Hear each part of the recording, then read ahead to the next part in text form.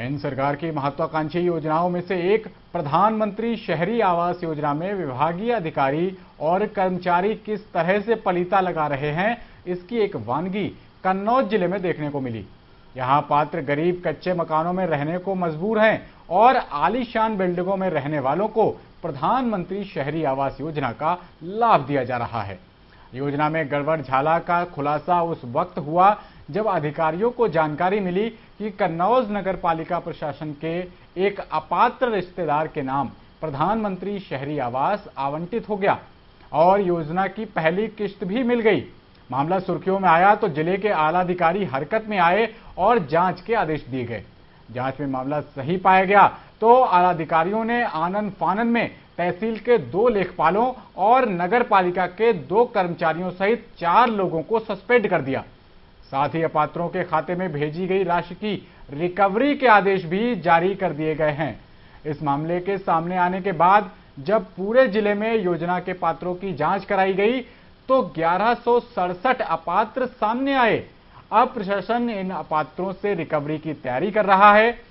केंद्र सरकार की महत्वाकांक्षी योजनाओं में से एक में भ्रष्टाचार उजागर होने पर निचले स्तर के कर्मियों पर भले ही कार्रवाई कर दी गई हो, लेकिन बड़ा सवाल यह है कि आखिरकार इस भ्रष्टाचार को शह देने वालों पर कार्रवाई कब होगी, ये आने वाले समय में देखने वाली बात होगी। हमने लेखपाल जी ने कहा मेरी कोई सुनते ही नहीं है।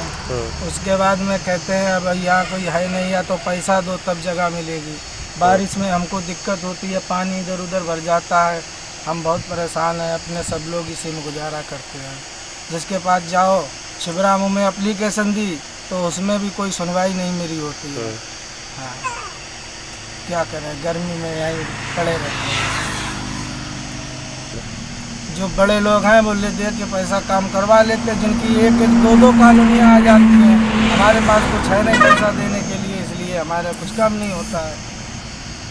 मैं वहाँ पे स्थलीय जांच के लिए गया था कानूनगो क्षेत्रीय लेखपाल और नगर पालिका टीएस के साथ में। तो वहाँ पे स्थलीय जांच में मिला कि उनके पास पक्का मकान है जो काफ़ी दिनों से बना हुआ है और शासनादेश में निर्देश भी दिया गया अगर भारतवर्ष में किसी के भी पास पक्का मकान है तो उसे प्रधानमंत्री आवास शहरी योजना का लाभ हम नहीं दे सकते हैं। इस आधार पर मैंने आख्या बनाई है और एफडीएम साहब को अपात्रता के लिए मैंने आख्या भेज दी है।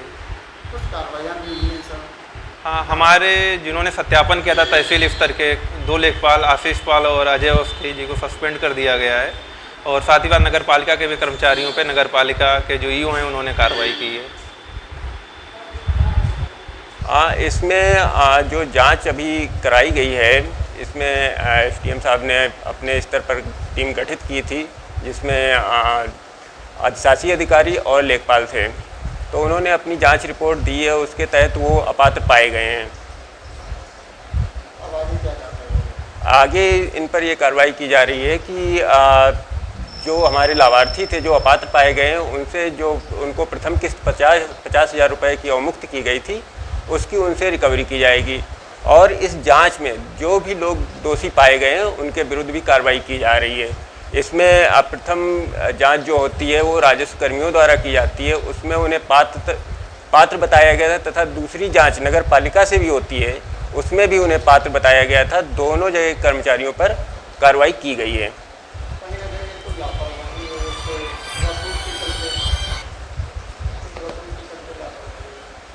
अब ये तो नहीं कह सकते हैं कि रसूख के चलते लापरवाही हुई है, हो सकता है कहीं ऐसा गड़बड़ी हुई हो या लाभार्थी ने अपनी सच्चाई छुपाई हो, इस वजह से उसको आवास आवंटित हो गया है।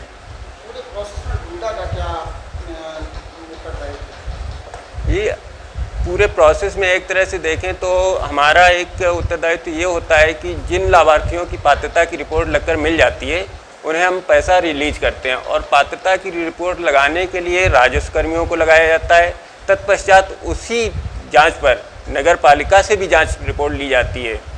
दो जांचों के बाद ही उसे पैसा रिलीज किया जाता है। इस मामले में जो प्रधानमंत्री शहरी आवास योजना है उसके तहत कुल 10,330 आवेदन आए थे, जिसमें कुल जांच के दौरान क्योंकि जो संबंधित नगर पालिका नगर पंचायतें होती हैं उनको जांच के लिए भेजा जाता है, तो उसमें से कुल 1167 व्यक्तियों के जो आवेदन हैं वो अपात्र पाए गए हैं।